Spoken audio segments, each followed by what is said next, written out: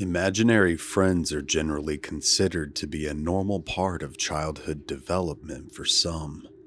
But what would you do if your child's imaginary friend turned out to be much more than just imagination? When a woman notices that her son is speaking with a friend who she thinks doesn't exist, she dismisses it at first. However, this so-called friend would turn out to be anything but, as an abhorrent force turns their lives upside down. Will they escape with their souls intact, or will the entity consume them?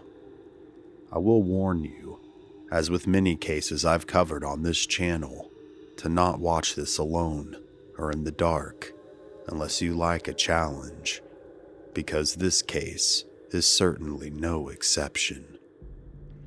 Kentucky, a bastion of American beauty, wild and free on the surface, also harbors darkness. Home to the Mammoth Cave system, known to be the longest in the world, one can truly get lost inside its winding caverns and crevices. Kentucky contains many tales of legends, folklore, and hauntings, with caves older than bone beneath it, and numerous battles fought on its surface, among other happenings. It's no surprise that this southern state holds such secrets. Our story begins in western Kentucky with the Foster family, Jan, Dale, their 5-year-old son Cody, and 16-year-old daughter Pamela. Jan is a carrier for the U.S. Postal Service, and Dale is a contractor. Up until this point, the Fosters have been a relatively normal American family, but this would soon change. A nanny often stays with their son while the two parents work during the day, and tends to leave when one of the parents gets home from work for the day. One evening, the nanny asks for a word with Jan, with the two stepping off into the hallway for a more private word together. The nanny tells her that Cody has been using some very bad language, and that she's concerned about his behavior. Jan is shocked to hear this because they've always considered themselves a fairly strict family on what can and can't be said in their house, so she's not sure where the boy would have heard such language. Alongside the curse words, Cody has been incredibly defiant, extremely rude, and angry towards the nanny. He has also been speaking with someone who isn't there. After assuring the nanny that Cody was not exposed to this kind of behavior in their home, Jan then said she would correct his behavior and apologized for these very unexpected happenings. Several hours later, as she tucks her son into bed for the night, she asks him to tell her about his new friend. Cody tells his mother that his friend's name is Man. Thinking this was strange, and asking him why doesn't his friend have a real name, like John or George, she is quickly corrected by her son that it is simply Man. Finding this bizarre, but believing this to be somewhat normal, that her son is simply using his active imagination to create a friend who didn't really exist, she thinks nothing of it. However, in later interviews, she would have this to say: "I didn't realize it then, but this was a massive warning sign, and it's one I shouldn't have ignored." Shortly after putting her son to bed and laying down herself, Jan is woken up by the sound of thumping from across the hall. Stepping out into the hallway to examine just what this could be, she then hears the laughter of her son. Believing he's just playing and very tired herself, she asks him to please stop through his door and to go back to bed. She then heads back to her own bedroom once again after the laughter ceases. Several hours later, in another bedroom down the hall, 16-year-old Pamela is woken up out of a sound sleep herself, but by something very different. Feeling as if she was being watched, she begins to hear scratching originating from underneath her bed. Perplexed, she rolls out of bed to look underneath it, and quickly, she comes face to face with nothing. The scratching then begins to move as if it's under the floorboards. It moves from underneath the bed, through the floor, and then up into the wall closest to her bedroom door. The poor teen has never experienced anything like this before. As the sounds continue, she quickly, yet cautiously makes her way out of her bedroom and into her parents' room. She would later describe the scratching sounds like someone taking their fingernails and with all of their strength, grating them against the various surfaces as the sound moved. Jan is startled awake as she sees a blackened figure standing over her. It's Pamela, telling her mother that she's scared. Jan, then thinking she must have had a nightmare, brings her into the bed to quell her fear. Although this night was strange to say the least, it's nothing compared to what's coming. The following morning, as Jan wakes up and begins getting ready for the day, she steps into the shower and begins washing herself. Several minutes into her shower, however, she hears something fall over in the bathroom, with the door closed, and after examining the room from the tub, she sees no one. She does, however, see a soap bottle that has fallen onto the floor from the side of the bathtub. Thinking this was weird due to its positioning, but overlooking it, she simply places the bottle back onto the ledge and continues with her shower.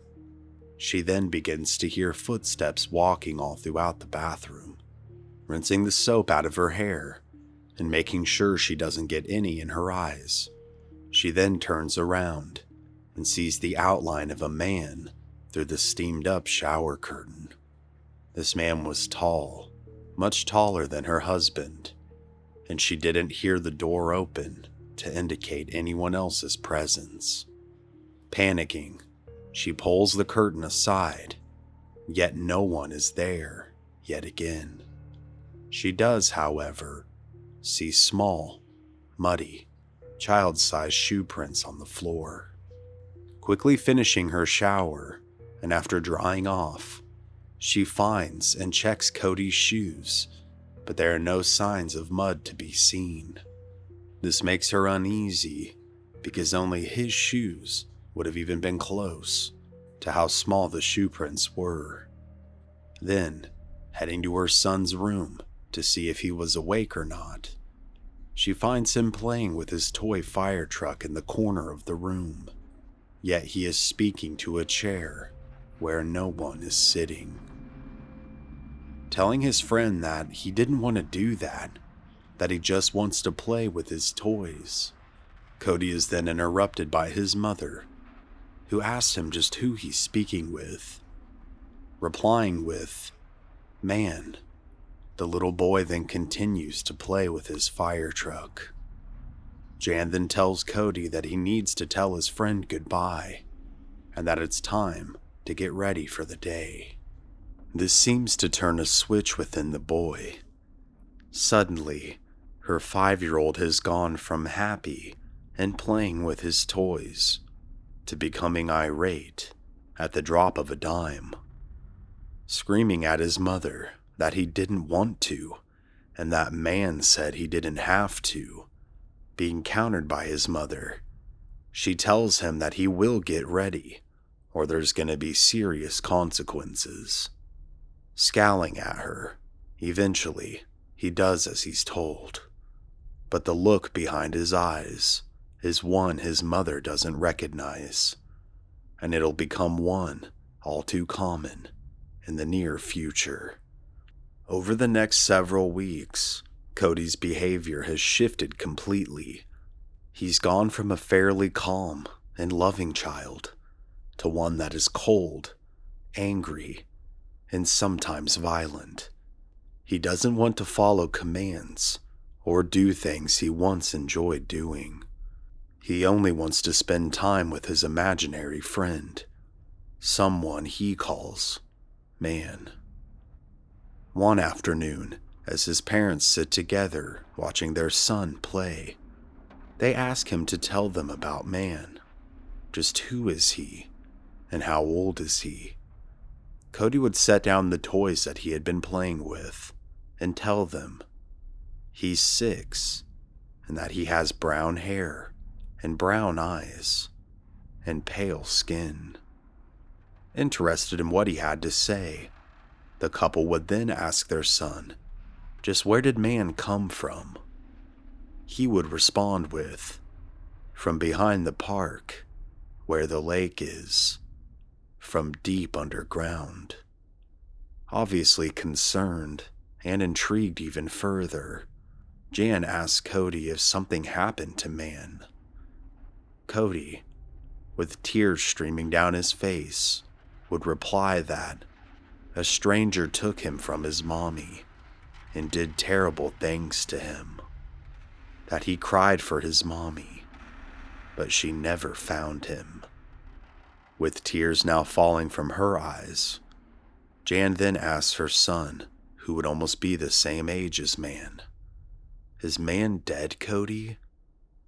His answer would cause a cold shiver to shake her entire body. He would answer with, yes. Disturbed by her son's answer, Jan Foster believes that her son may have befriended the spirit of a dead child. Dan, however, is not fully convinced. He believes it could be simply his son going through some changes emotionally, and that he was using his imagination to cope with this. Albeit a strange backstory to his imaginary friend, he thinks that it's just that, imaginary. With this revelation, Jan decides to take researching things into her own hands. She decides the following day to go to the local library and to sift through records to see if she could find anything that sounded similar to the backstory of the boy that her son described to her. She avidly searches, going back as far as the records do that were available, about 50 years or so. Although she believes her son believes the story he told her, she begins to doubt what this entity could have told her son, because no evidence materializes of the dead boy's backstory. Over the next several months, Cody withdraws completely from interacting with the family. He didn't want to spend time with anyone. He stopped playing with his toys, and his only outlet seems to be man. Day in and day out, he just continues to have full-blown conversations with this invisible person. Angered and feeling as if she was losing her son, Jan decides to try anything it takes to get him back.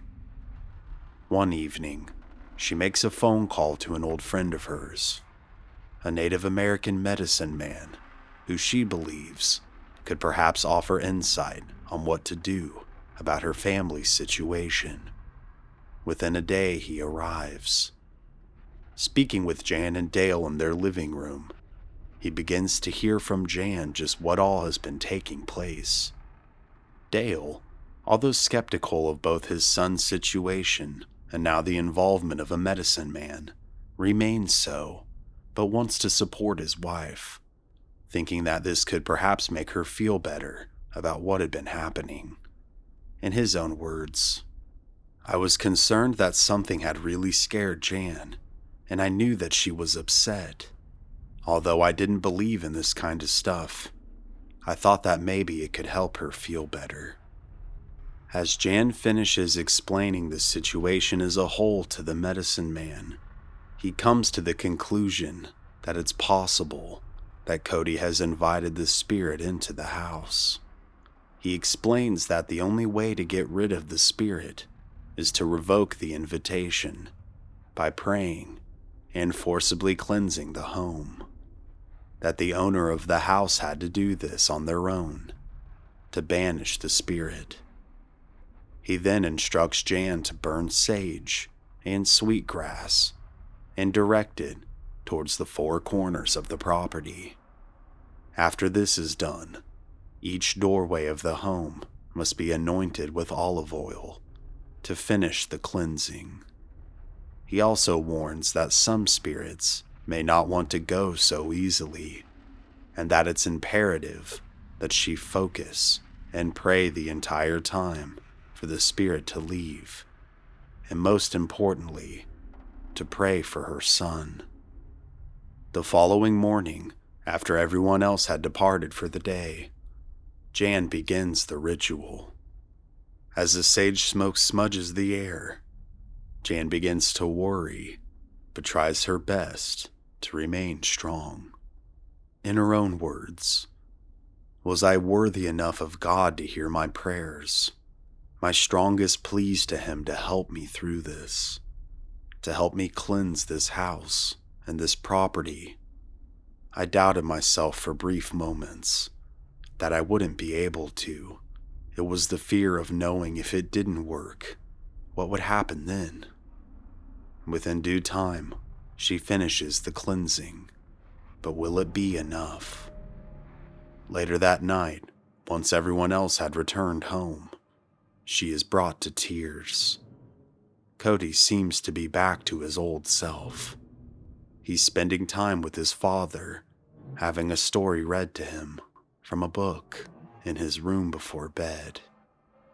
Over the next 3 months, all is calm and well. Cody seems to be more responsive. He's much happier, and most importantly, there is no mention of any kind of an imaginary friend. That was until one afternoon. In Jan's own words, "Cody wasn't totally back, but we were certainly making great strides. All seemed to be well, and then out of nowhere, 3 months after the ritual, he began speaking to man again. When I heard him, I could not move. I was in so much fear. He kept talking for a while, and then all of a sudden, he went quiet. When I went into his room, he was holding something in his hands. It was a photograph. I said, 'Where did you get this?' I then reached down to grab it, and he went berserk.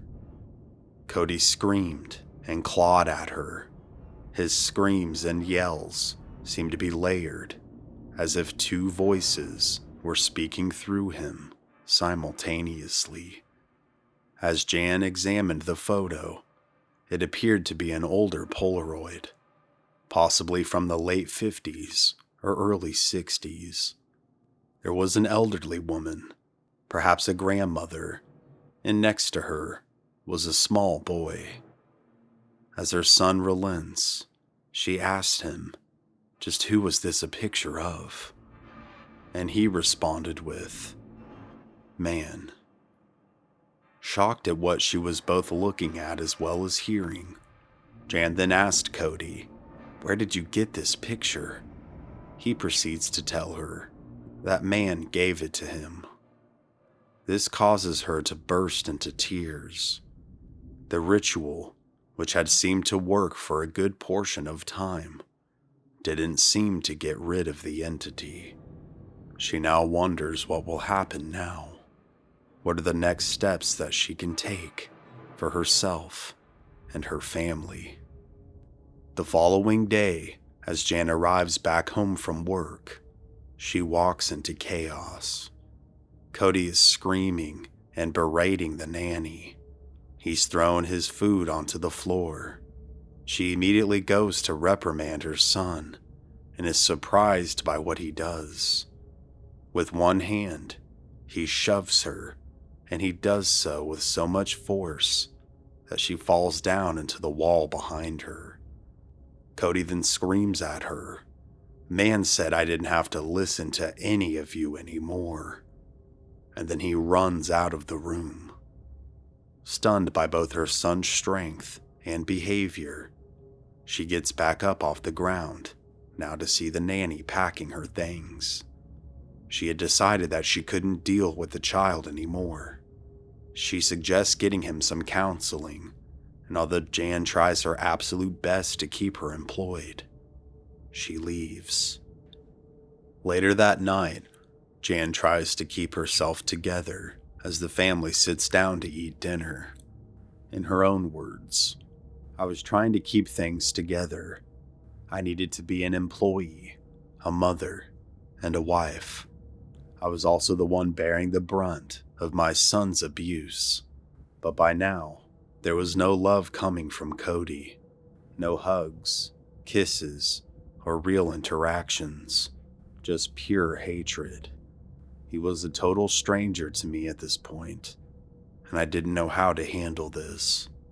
She begins to believe that something far more sinister than a little boy is manipulating her son.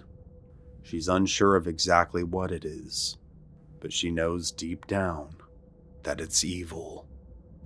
After losing the nanny, Jan and Dale have to start taking Cody to a cousin's house to be watched during the day, so the two could work to support the family. After dropping Cody off for the first time at the cousin's house, Jan then heads to work like normal. Several hours into her workday, as she loads packages onto a mail truck, she is told she has an urgent phone call. It's from her cousin. In her own words, "When I picked up the phone, she was incoherent. She was crying and kept repeating that I had to come get Cody now, that she could not watch him anymore." Rushing from work to her cousin's house, Jan has no idea what could have happened, but is quickly about to find out. She arrives and runs up to the door and is greeted by her cousin, holding Cody by the arm. She is then told what had happened. When Cody and her daughter were playing in the living room while she cleaned in the kitchen, she listened to make sure that everything was okay, and she began to hear another voice. A third voice, one that was deeper, like that of a grown man. Concerned, but still trying to decipher what was happening, the air was then filled with the screams of her daughter. Running to the living room, she then saw Cody standing across from her daughter, with multiple toys floating in the air around them. Upon seeing the scene, she covered her mouth trying not to scream, as the toys fell one by one and hit the ground. She told Jan that she was afraid of Cody, and that not only could she not watch him anymore, but that her daughter was not allowed to play with him either. It's a somber drive back home. Jan knows that she has to have someone watch Cody during the day because she can't afford to lose her job. Once the two arrive, she grabs the phone book and frantically begins calling daycares, trying to find a reputable place that will take him. Finally finding one after a few phone calls, she sighs with relief. After hanging up the phone, she sits at the table with her son. She tells him that he is in no circumstances allowed to take man with him anywhere, but especially to his new daycare. Surprisingly, the child agrees not to. For the next week, all seems well during the day, with Cody at daycare and his parents working their jobs. But at night, the entity known as man waits for him to return. One evening, as Dale goes to Cody's room to get him for supper, he finds his son cutting up stuffed animals. Although the incident disturbs him, he doesn't blame it on anything paranormal. He sits Cody in the living room and discusses the matter with his wife in the adjacent kitchen. In the meantime, Cody had other plans. As Dale describes that man told their son that it was okay for him to cut up his toys to Jan, The two suddenly stop when they hear the muffled screams of the family cat. Pamela, heading out of her bedroom, then confronts her younger brother. She yells at him and pushes him off the couch. There, underneath where he had been sitting, he had trapped the cat with a cushion and a pillow, seemingly trying to suffocate it. As Pamela tends to the poor animal, Jan and Dale rush into the room, and they see a sinister grin upon Cody's face. Horrified, the couple realize that they can't pretend to be rational anymore. Whatever that's happening to their son was serious, but they were unsure of just how to tackle the situation. The following morning, as Jan goes to grab clothes from Cody's closet to get him ready for daycare, she notices that his clothes are damp. And that wouldn't be all. His toys and bed were wet as well. She would discover that her son had been urinating all over his things, inside and outside of his closet. Further disturbed, she then confronts him, and he says that man told him it was okay, and that he didn't have to listen to her anymore. He then begins hitting her and lashing out, which only causes her more emotional torment. In her own words, everything started happening at such a fast pace. The behavior, the urinating, trying to kill the kitten. I just wanted my son back, and I felt as if he was being controlled by some kind of monster. One cold night, as wind whips the windows of the house, the Fosters are surprised by a visitor in their room in the middle of the night. It's Cody. He's calling out to them for the first time in a very long time. He said that his bed was shaking and that he needed his mama. At this moment, Jan saw the glimpse of the boy she hadn't seen in over a year. As she holds her child for the first time in what feels like an eternity, she knows that man is not with him. She also is reminded why she must keep fighting for her boy. That ultimately, she must confront this entity.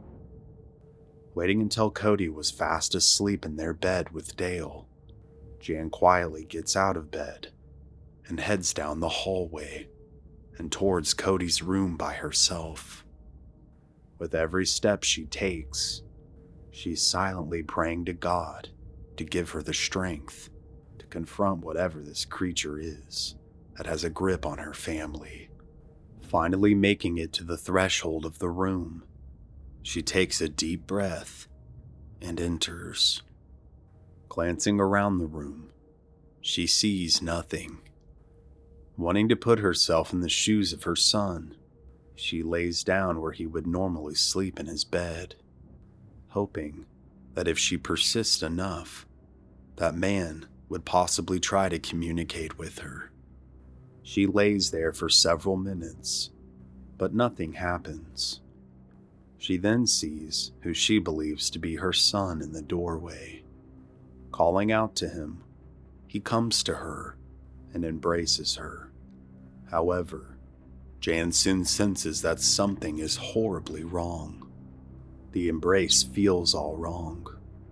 His hands are ice cold, and then suddenly, she realizes that this isn't her son at all. As she pushes the figure back, it begins to grow.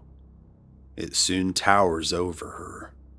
Its skin is pale, and its eyes a deep blood red. Its teeth are gnarled and rotten. It pushes her down onto the bed and begins laughing in a deep, demonic tone. In Jan's own words, he started laughing very demonically when this sudden realization came over me. This was man. Screaming for her life, the apparition disappears in the blink of an eye as soon as her family rushes into Cody's room to figure out just what was going on. Dale then holds his wife as she sobs uncontrollably. Once she finally regains her bearings, Jan calms the rest of the family down enough to get them all back into bed for the night. She, however, is unable to sleep. Heading to the living room, contemplating just what exactly to do about this grievous revelation, she begins begging God for guidance. In her own words yet again, "I was frightened beyond means, but another part of me, once the adrenaline started surging, knew that I had to face this. I had to do something to protect my family, and to protect Cody, and to keep this entity from taking him any further." Jan considers many things, including packing up her family to move, but she thinks that man is certainly attached to her son, that it wouldn't do any good. She doesn't sleep through the rest of the night. The following morning, as everyone else heads out to start their day, she takes Cody to daycare, as is the normal routine. But instead of heading to work herself, she heads back home and makes an urgent phone call. She calls her friend, who is a Native American medicine man. By this time, she hasn't spoken to him in about a year since everything started. Thankfully, he picks up on the other end. She explains everything that has been transpiring, and that she's seen the entity with her own eyes, that she believes it to be some kind of demon, that this abhorrent entity had been masquerading as a little boy to gain entry into her son's life. The shaman explains that he now understands why the initial cleansing didn't work. He believed that the intent was not specific enough, since they believed that they were revoking an invitation of a little boy and not something darker. He then tells her that she will have to bless the house again, only this time she must focus with all of her strength on ridding the home of this evil spirit. Jan wonders if she's strong enough to be able to accomplish this alone. In her own words, "I didn't know if I was going to be able to do this myself. I'm just a mom. I'm not a priest, albeit I have a spiritual side, but I was willing to give it my all to defend myself and my family." The shaman tells her that she must do this and must be brave and forceful with her intent to banish this demon, that she must not show any doubt in her efforts. With these parting words, Jan braces herself and then gets to work performing a second ritual. Starting on the four corners of the property, she creates a barrier using olive oil. She then enters a state of constant prayer while she sages around her property, slowly working her way inside. This time, instead of feeling weak, she begins to feel an inner strength, as if someone or something was standing beside her during her prayers.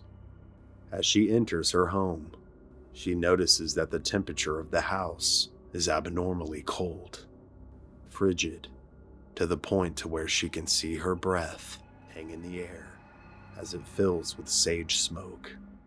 She knows there is a presence that resides within its walls. Feeling as if she's being watched, she continues to pray and smudge the home, going from room to room. As she does this, the walls and windows begin to shake, yet her prayers are uninterrupted. She knows that man is watching her and trying to break her concentration. As the activity reaches a fever pitch, so do her prayers. She is yelling now and calling upon God to banish the entity known as man from her home and from all of their lives. It is here that suddenly and violently all of the doors within the house open, and an unearthly scream echoes all throughout the house. Then, as quickly as the doors opened, they suddenly all slammed closed. Breathing heavily, Jan immediately notices that the feeling within the home is like night turning to day. In her own words, it was as if a veil had lifted, a dark veil of pain and confusion. I noticed the trees, and I could hear the birds. I was back to a normal reality. Following this intense cleansing, the entity known as man has yet to return. In due time, the foster family seemed to go back to normal. Cody in particular ceased the horrendous behavior and was no longer influenced by the darkness of the demonic. However, this wasn't the end to the strange paranormal manifestations they would all experience. They continued to hear noises they couldn't explain and feel as if unseen eyes were watching them at all times. Was this the demon known as man slithering around them, watching and waiting to devour their very souls?